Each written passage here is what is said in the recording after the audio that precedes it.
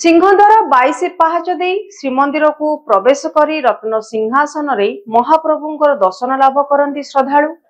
तेबे सेई 22 पाहाच को नहीं रही अनेक इतिहास किंवदंती और पौराणिक कथा वस्तु।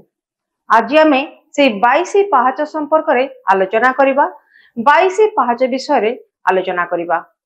प्रत्येक मनीष 22 प्रकार पापरु मोक्ष निमंते 22 पाहाच को अतिक्रम करिथांती एवं 22 पाहाच जोग विद्या वर्णित 22 स्तर रे प्रतीक हेछि। आ 22 पाहाच रे द्वितीय सोपान रे रहिछि जमशिला। तेबे आपण मानक भितरे गोटे उत्कंठा थिबो जे 22 पाहाचर किंवदंती कोन रहिछि। जगन्नाथ मंदिर रे सेई 22 पाहाचर तृतीय पाहाच सहित कोन संपर्क रहिछि। श्रद्धालु माने जेतेबेले एही शिला को स्पर्श करी जगन्नाथ को दर्शन करंती तेबे अकाल मृत्यु हुए नहीं और समस्त पाप नाश हुई जीव वैकुंठगामी हो बोली लोक विश्वास रही। तेबे श्री मंदिर को आसीथिबा भक्त कहते जे 22 पाहाच होची अत्यंत पवित्र। एठारे छोट पिलांकर आयुर्बुद्धि पई पिला को 22 पाहाच रे गड़ाई दिया जाय थाए। ठीक सही परी 22 पाहाच दे श्री मंदिर को प्रवेश बेले जमशिला रे पाद स्पर्श करी आमे श्री मंदिर रे प्रवेश मध्य करू। तेबे विश्वास अनुजाई एहा कले धर्म प्राप्ति होई थाए। सही परी पितृ पुरुषों को श्राद्ध पिंडदान द्वारा 22 पाहाच रे मध्य करा जाई थाए। एहा द्वारा पितृ पुरुषंकर आत्मा मुक्ति लाभ मध्य करि थाए।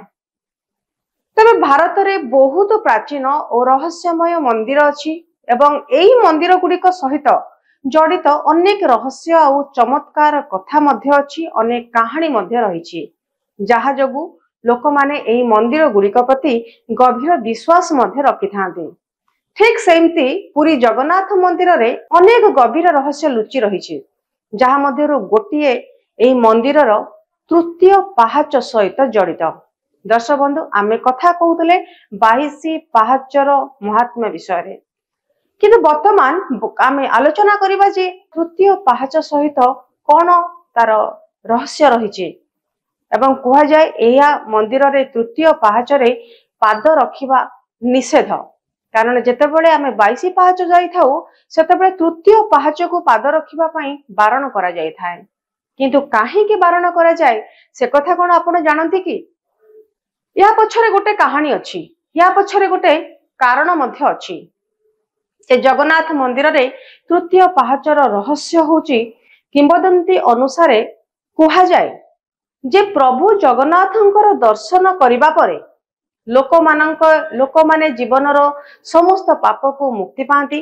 ए सब देखि जमराज दिने प्रभु जगन्नाथंक पाखरे पहुंचिले आउ तांको कहिले, हे प्रभु पापरु मुक्ति पाइबा पई आपण एमिति करिसंती।